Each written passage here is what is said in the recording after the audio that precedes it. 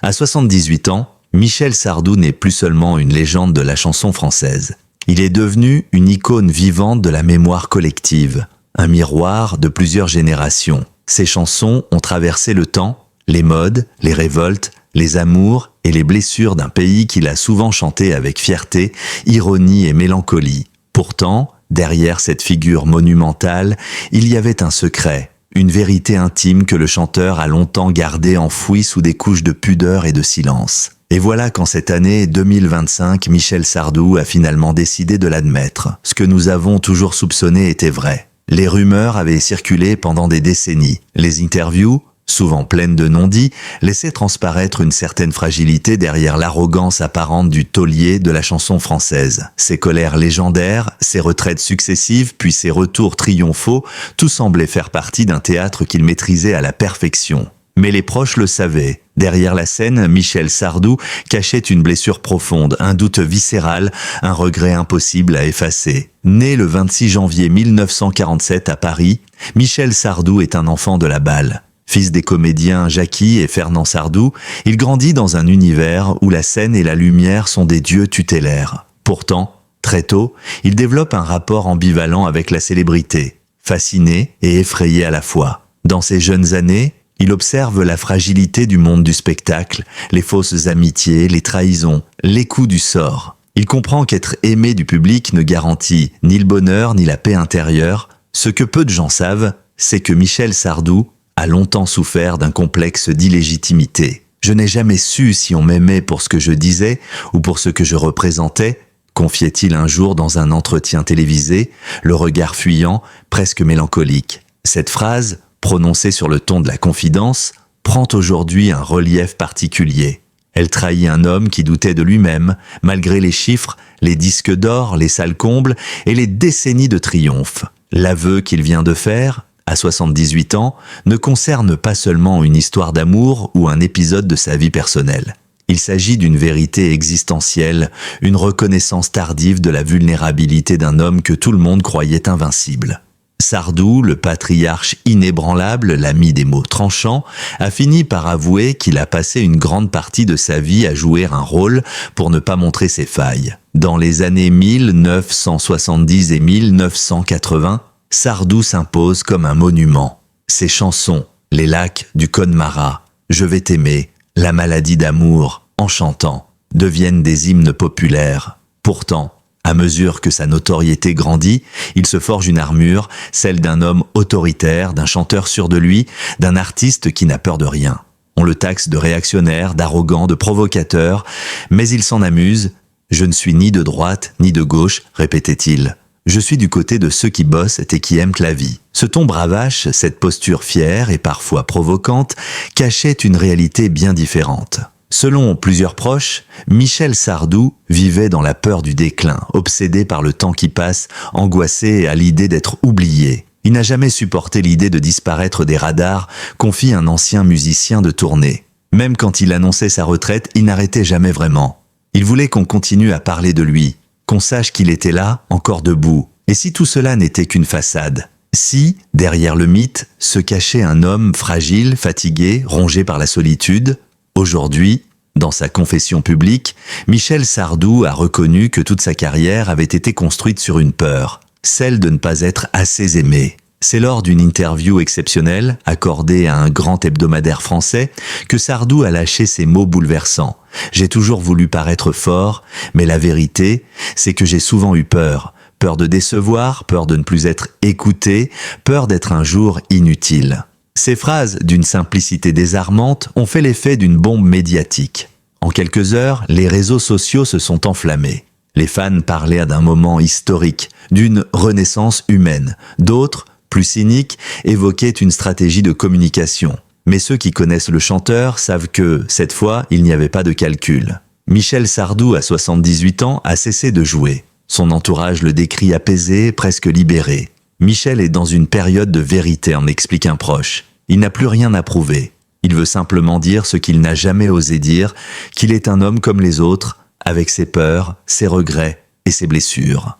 Ce moment de sincérité résonne d'autant plus fort que l'artiste a souvent incarné la virilité française, celle du patriarche qui ne pleure pas, du père qui ne se plaint pas, du chanteur qui chante l'amour sans jamais se montrer faible. En brisant ce tabou, Sardou renverse l'image qu'il avait lui-même construite, celle d'un homme infaillible. Dans sa confession, Michel Sardou évoque également son père, Fernand, figure marquante du théâtre et du cinéma d'après-guerre. Les deux hommes entretenaient une relation complexe, faite d'admiration et de rivalité. « Mon père était mon modèle et mon adversaire », a-t-il avoué. « Je voulais qu'il soit fier de moi, mais j'avais peur de lui ressembler. » Ce rapport au père, à la fois source de force et de douleur, a profondément marqué son œuvre. Dans plusieurs de ses chansons, la figure du patriarche, de l'homme face à ses responsabilités, revient sans cesse. Mais derrière cette thématique, il y a un cri silencieux, celui d'un fils qui n'a jamais su comment dire « je t'aime ». C'est peut-être là, au fond, la clé de l'aveu de Sardou.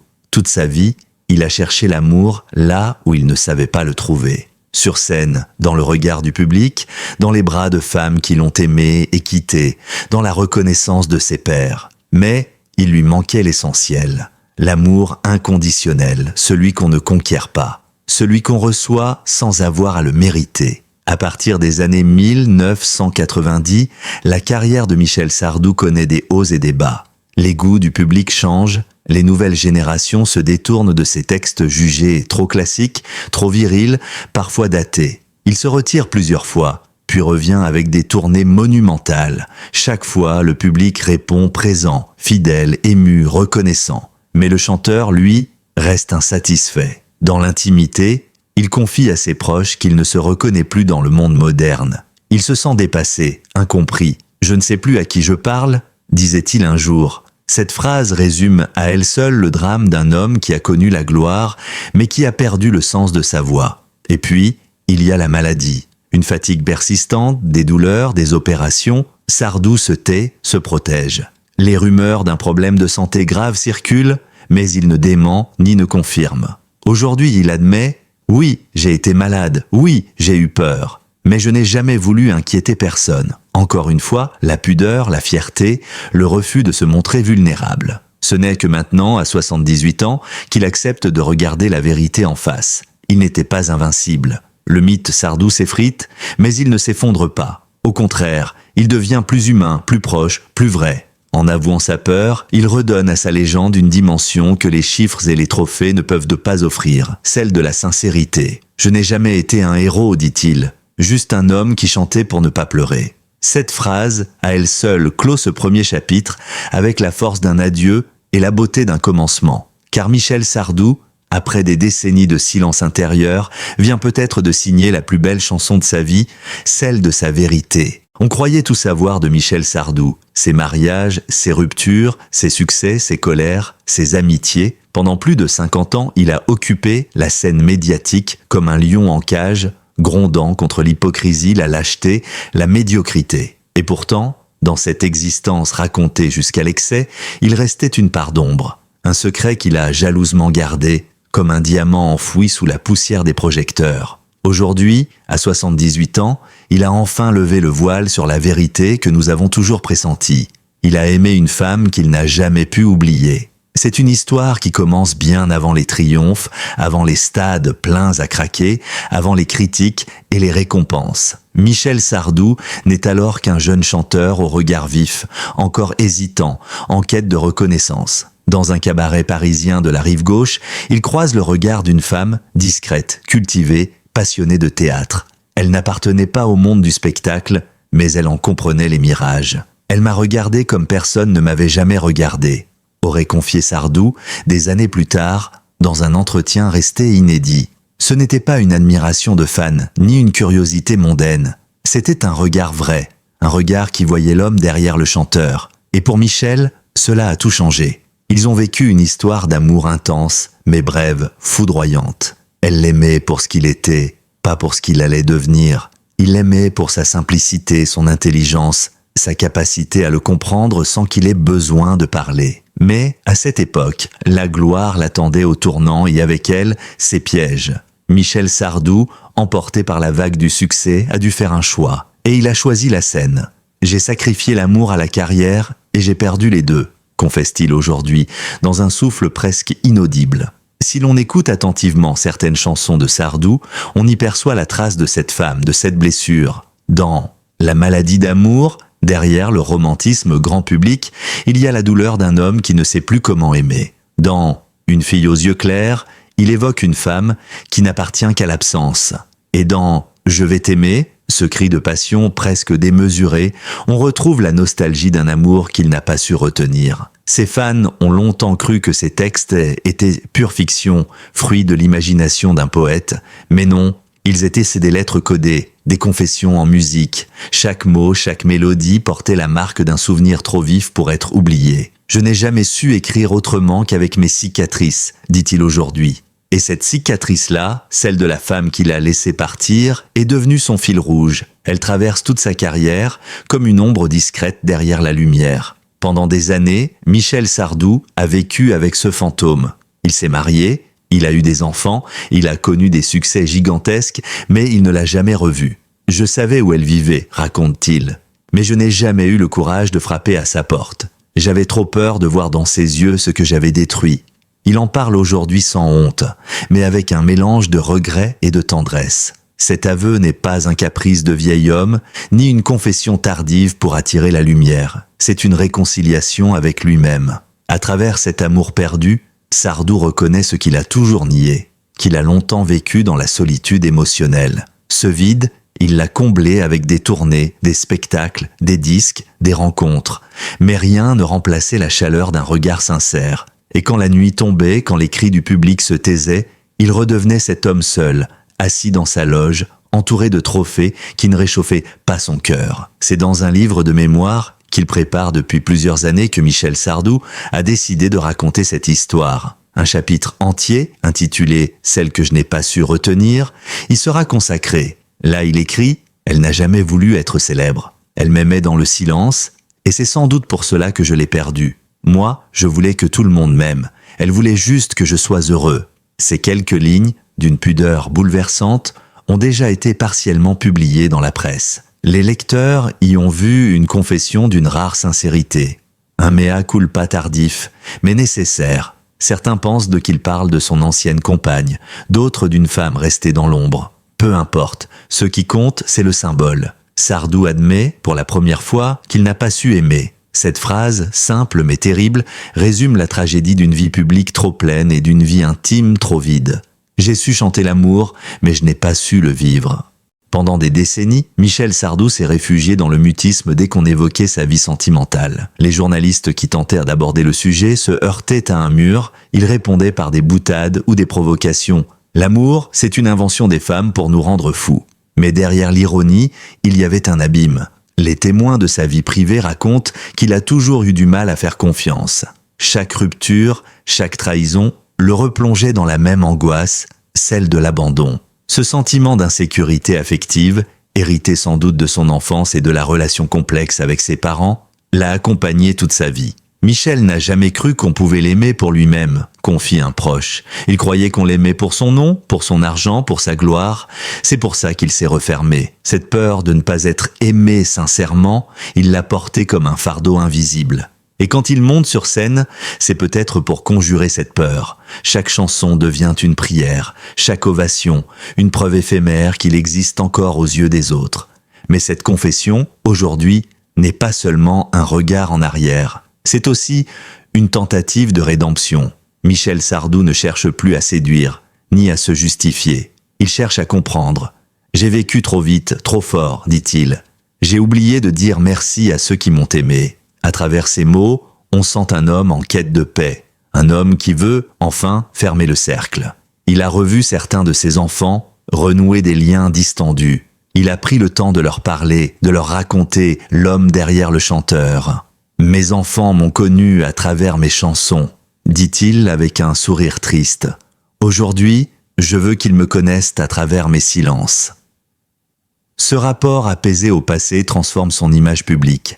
Les fans, longtemps fascinés par le Sardou colérique, découvrent un être d'une profondeur bouleversante, lucide, désarmé. Le colosse a déposé les armes, et c'est peut-être là qu'il devient véritablement grand. Dans une lettre qu'il a écrite, mais jamais envoyée, À cette femme du passé, Sardou confie « Tu es resté mon secret le plus pur. Si j'ai chanté, c'est pour toi. Si j'ai crié, c'est contre moi. » Cette phrase, retrouvée parmi ses notes personnelles, montre à quel point cette histoire a marqué son existence. Il ne l'a jamais revue, mais elle ne l'a jamais quittée. Et aujourd'hui encore, quand il évoque ses souvenirs, ses yeux brillent d'une émotion qu'il ne cherche plus à dissimuler. « J'ai vécu assez longtemps pour comprendre que certains amours ne meurent jamais », murmure-t-il. Pour lui, cette femme représente plus qu'un souvenir.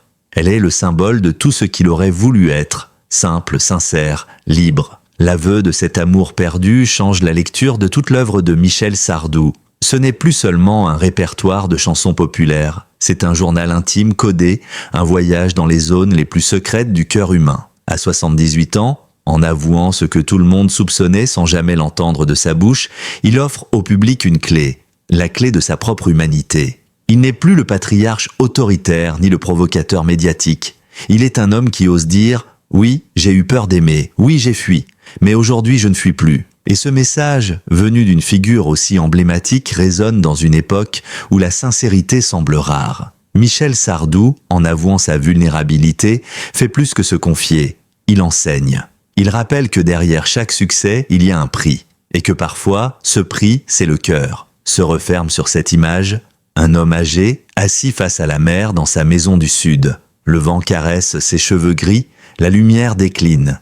Il sourit doucement et murmure « Si c'était à refaire, je choisirais l'amour. » Et pour la première fois depuis longtemps, ce sourire ne ment pas. À 78 ans, Michel Sardou n'est plus ce jeune homme impétueux qui affrontait la vie comme une bataille. Il n'est plus non plus le chanteur invincible qui défiait la critique, ni le provocateur qui faisait trembler les plateaux de télévision. Aujourd'hui, il est un homme apaisé, presque philosophe, qui regarde son passé comme on regarde un vieux film, avec tendresse, avec distance, parfois avec une larme au coin de l'œil. Et dans ce regard, il y a à la fois la fierté de ce qu'il a construit et la lucidité de ce qu'il a perdu. Dans son grand manoir du Sud, Michel Sardou vit entouré de souvenirs. Les murs racontent sa vie.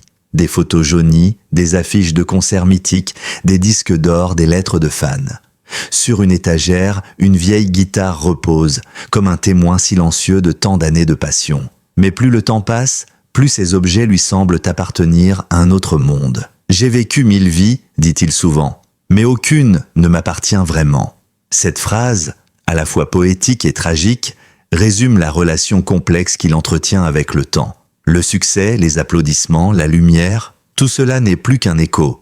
Ce qui lui reste, c'est la conscience aiguë de sa finitude et l'étrange sérénité qui vient avec. La vieillesse, là pour Sardou, n'est pas une ennemie. C'est une compagne exigeante, parfois cruelle, mais honnête. Le corps lâche, la voix tremble, la mémoire flanche un peu, mais l'âme, elle, devient plus claire, confie-t-il. Il parle de la mort sans détour, sans peur apparente. Mourir, c'est la seule chose qu'on n'a pas le droit de répéter, alors autant ne pas la rater. Lance-t-il, avec cet humour noir qui le caractérise.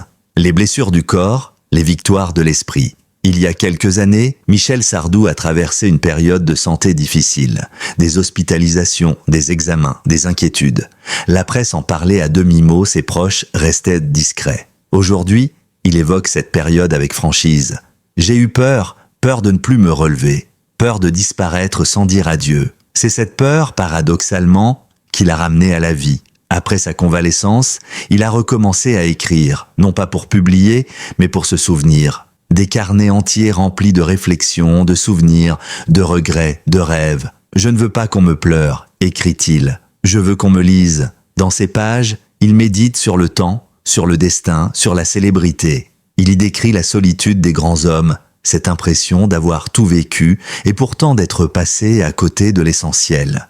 Et surtout, il parle de la gratitude. « J'ai longtemps cru que le public me devait quelque chose. Aujourd'hui, je comprends que c'est moi qui lui dois tout. » Ces mots sont ceux d'un homme transformé, réconcilié avec le monde. Lui qui fut souvent perçu comme un râleur invétéré, un critique acerbe de la société moderne, semble avoir trouvé la paix intérieure. Il rit, il se moque de lui-même. Il parle de ses faiblesses avec une tendresse nouvelle. « Avant, j'avais peur qu'on me voie vieillir. Maintenant, je trouve ça beau. Mais la sérénité n'efface pas les fantômes. Ils reviennent, parfois la nuit, parfois dans le silence du matin. Les amis disparus, les femmes qu'il a aimées, les chansons qu'il n'a jamais écrites. Chaque souvenir est une pièce manquante du puzzle de sa vie. Quand j'y pense, je me dis que j'ai plus de morts que de vivants dans ma mémoire, murmure-t-il, les yeux perdus dans le vide. Parmi ces ombres, certaines l'accompagnent encore. Johnny Hallyday, par exemple, qu'il admirait et avec qui il partageait une rivalité amicale. On s'est souvent engueulé, raconte-t-il en souriant. Mais au fond, on s'aimait bien. Johnny, c'était le feu. Moi, j'étais la parole. Cette nostalgie n'a rien de morbide. C'est une fidélité silencieuse à ceux qui ont traversé sa route. Sardou n'idéalise pas le passé, mais il le respecte. Chaque époque a sa beauté. Moi, j'ai eu la chance de vivre la mienne intensément. Et quand on lui demande ce qu'il regrette, il répond sans hésiter de ne pas avoir assez dit merci à la vie, aux gens, à ceux qui m'ont supporté, aimé, écouté. L'une des obsessions de Michel Sardou aujourd'hui, c'est la transmission. Pas seulement celle de ses chansons, mais celle de son regard, de son rapport au monde. Il s'inquiète parfois de la superficialité de la culture actuelle, de cette époque qui consomme les artistes comme des produits. On ne fabrique plus des carrières, on fabrique des buzz, dit-il avec amertume. Mais il ne condamne pas la jeunesse. Il l'observe avec curiosité, parfois avec attendrissement. Les jeunes ont faim de sens. Ils n'ont pas besoin de discours, ils ont besoin de sincérité. Et c'est peut-être pour cela que Sardou continue de fasciner les nouvelles générations. Ses chansons, diffusées sur TikTok ou dans les stades, retrouvent une vie nouvelle. Les lacs du Connemara, par exemple, est devenu un hymne transgénérationnel. Il en rit, amusé. J'ai écrit cette chanson un soir d'ennui, et voilà qu'elle devient un rite d'initiation pour les étudiants.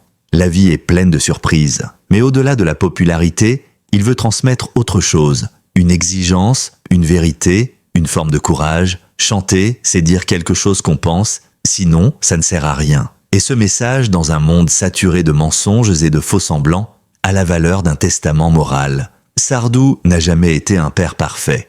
Il le reconnaît sans détour. J'étais absent, je travaillais tout le temps. Je croyais qu'offrir le confort suffisait. J'avais tort. Ses enfants, aujourd'hui adultes, ont appris à comprendre l'homme derrière le personnage public. Les relations ont été compliquées, parfois distantes, mais toujours empreintes d'un amour discret. Mes enfants ne m'ont jamais demandé d'être un héros. Ils voulaient juste que je sois là. C'est cette reconnaissance tardive qui l'a poussé à renouer les liens familiaux. Les repas du dimanche, les rires, les discussions animées, Michel Sardou redécouvre le goût simple de la vie partagée. Il raconte comment son petit-fils un jour lui a demandé « Papy, c'est quoi être célèbre ?» Et il a répondu, après un long silence, « C'est être aimé par des inconnus et oublié par ceux qu'on aime. » Cette phrase, d'une beauté poignante, résume toute sa philosophie de la vieillesse. Le succès n'a de sens que s'il ne dévore pas l'essentiel. Et cet essentiel, à 78 ans, il le redécouvre enfin. Michel Sardou sait que le temps lui est compté. Il en parle sans peur, mais avec une forme de respect. La mort, c'est la suite logique du spectacle, dit-il en souriant. Il faut juste savoir quand baisser le rideau. Pourtant, il n'a pas dit son dernier mot. Il continue d'écrire, de composer, d'enregistrer. Non plus pour vendre, mais pour exister. J'écris pour moi, pour mes proches, pour ceux qui voudront me relire quand je ne serai plus là.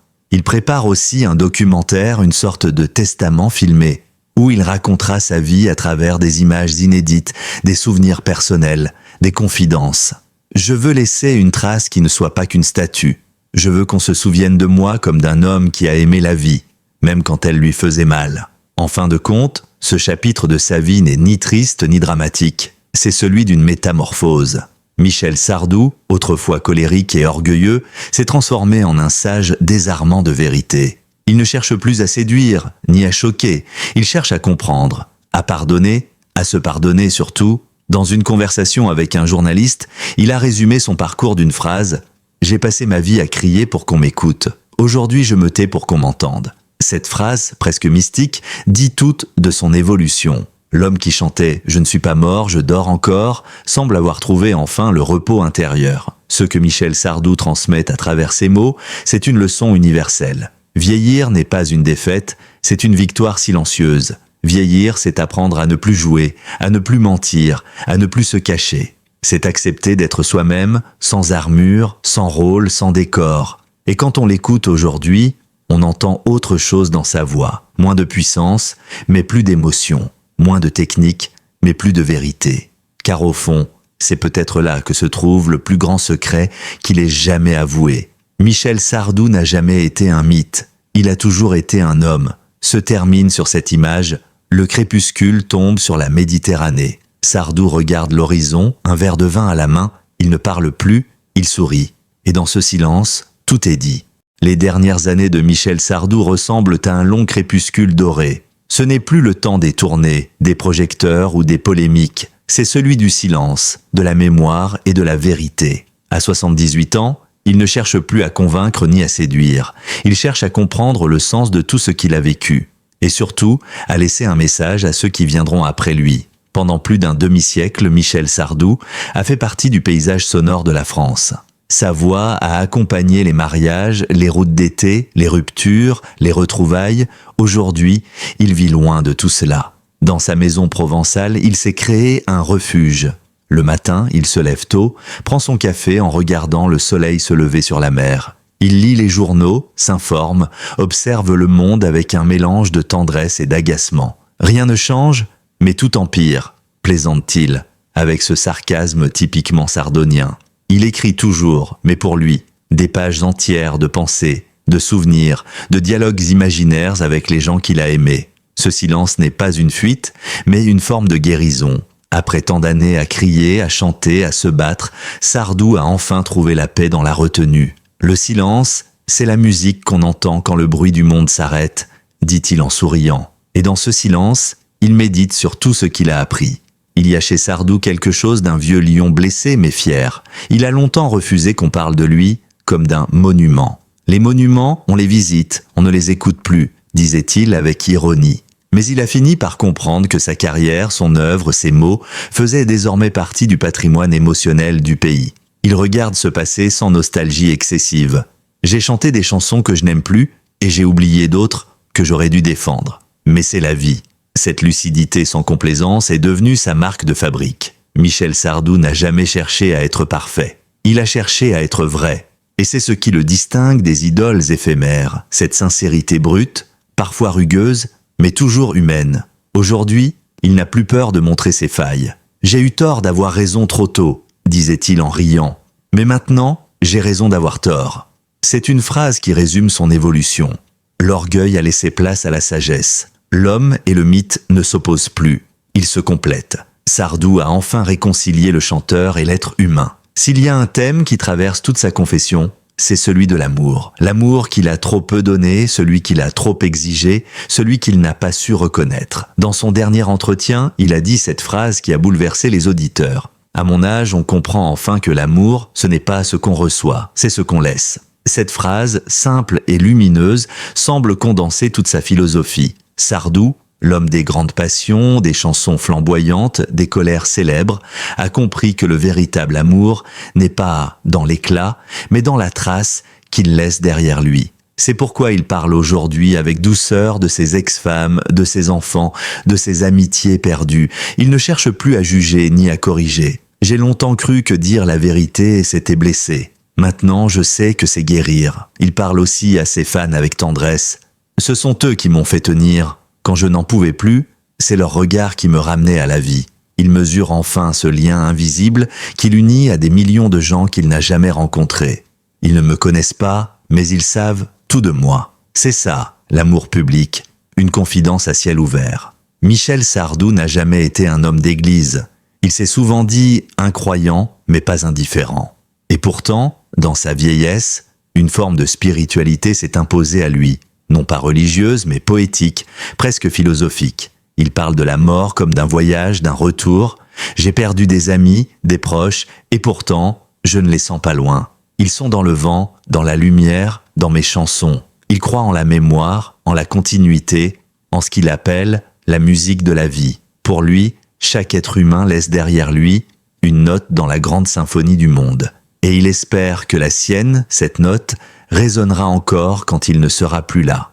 Je ne crois pas à Dieu, mais je crois à la beauté. Et c'est à peu près la même chose. Cette forme de spiritualité simple, dépouillée, touche profondément ceux qui l'écoutent.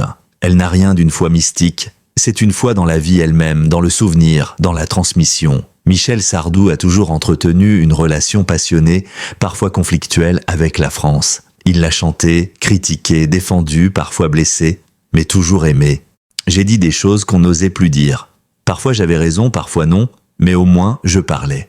Aujourd'hui, il regarde son pays avec inquiétude mais aussi tendresse. La France, c'est comme une vieille amante, on ne la comprend plus, mais on ne peut pas vivre sans elle. Cette phrase qu'il prononce en riant contient toute la vérité de son rapport à la patrie. Il n'a jamais été un politicien, mais un amoureux. Ses chansons étaient à des lettres d'amour à une France libre, fière, imparfaite, humaine. Et maintenant qu'il s'apprête à se retirer définitivement, il souhaite que son œuvre serve de témoin. Je veux qu'on se souvienne que j'ai aimé ce pays et même quand il m'a tourné le dos. Dans ses notes personnelles, Michel Sardou a écrit une page intitulée « Ce que je veux qu'on retienne de moi ». On y lit que j'ai dit ce que je pensais, que j'ai aimé sans assez le dire, que j'ai ri beaucoup et que j'ai pleuré en cachette. Cette phrase a la simplicité d'un adieu, pas de grandes déclarations, pas de drame, juste la vérité nue. Il a même laissé des instructions pour ses funérailles. Pas de cérémonie officielle, pas de grands discours, mettez une de mes chansons, servez du vin et riez un peu. Ce rapport décontracté à la mort choque certains, amuse d'autres, mais lui, il en parle avec sérénité. Je n'ai pas peur de mourir. J'ai peur qu'on s'ennuie après moi. Ce mélange d'humour et de tendresse, de gravité et de légèreté résume tout l'homme. Même au seuil du départ, il reste fidèle à lui-même, insolent, lucide, vivant. Sa dernière apparition publique a ému toute la France. Sur la scène de Bercy, devant une mer de visages, il s'est avancé lentement, la voix plus grave, les yeux brillants. Le public criait, chantait, pleurait. Il a pris le micro, a attendu le silence, puis a dit « Vous m'avez donné la plus belle vie qu'un homme puisse rêver. Merci, et maintenant, laissez-moi rentrer à la maison. » Une ovation interminable a suivi. Certains ont compris que c'était un adieu, d'autres ont voulu croire à un retour. Mais lui, dans son cœur, savait que le rideau tombait. Ce n'était pas une fin tragique, mais une délivrance. Un dernier salut avant la paix. La lumière après la vie. Quand on lui demande ce qu'il espère après la mort, il répond sans hésiter « Rien de grandiose, juste que mes chansons continuent de vivre dans les cœurs, que quelque part un gamin chante « Je vais t'aimer sans savoir qui je suis. Ce sera ma résurrection. » Et peut-être a-t-il raison. Michel Sardou n'a pas besoin d'éternité. Il a déjà gravé son nom dans celle des émotions humaines. Ses chansons ne vieillissent pas parce qu'elles parlent de ce qui ne meurt jamais. L'amour, le regret, la mémoire, la vérité. Son héritage, ce n'est pas une statue ni un musée. C'est une voix, des mots, un souffle, celui d'un homme qui a chanté sa vie entière comme on écrit une lettre d'amour à l'existence. Dans la dernière page de ses carnets, on trouve ces lignes bouleversantes. « Si vous me lisez un jour, souvenez-vous que j'ai tout fait par amour. L'amour de la scène, de la musique, des gens.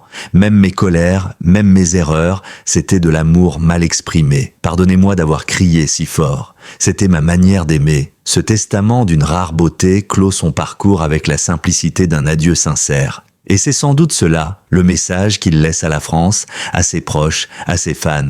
Aimez sans peur, dites-le tant qu'il est temps. Le soir tombe sur la Méditerranée. Michel Sardou s'assoit sur la terrasse, le regard tourné vers l'horizon. La lumière décline, le vent s'adoucit. Il ferme les yeux, respire profondément et murmure « Quelle belle vie quand même !» C'est la dernière image d'un homme qui a tout vécu, tout donné, tout compris. Et dans ce silence suspendu, on entend encore quelque part résonner sa voix « Je vais t'aimer ». Et vous, que pensez-vous des confidences de Michel Sardou à 78 ans ? Sa lucidité, sa tendresse, ses regrets vous ont-ils touché autant que nous ? Si cette histoire vous a ému, laissez un commentaire pour lui rendre hommage. Partagez cette vidéo à ceux qui aiment encore les grandes voix de la chanson française. Abonnez-vous à notre chaîne, activez la cloche pour ne manquer aucune nouvelle vidéo et rejoignez notre communauté de passionnés. Merci de votre fidélité et n'oubliez pas, les légendes ne meurent jamais. Elles continuent de chanter dans nos cœurs.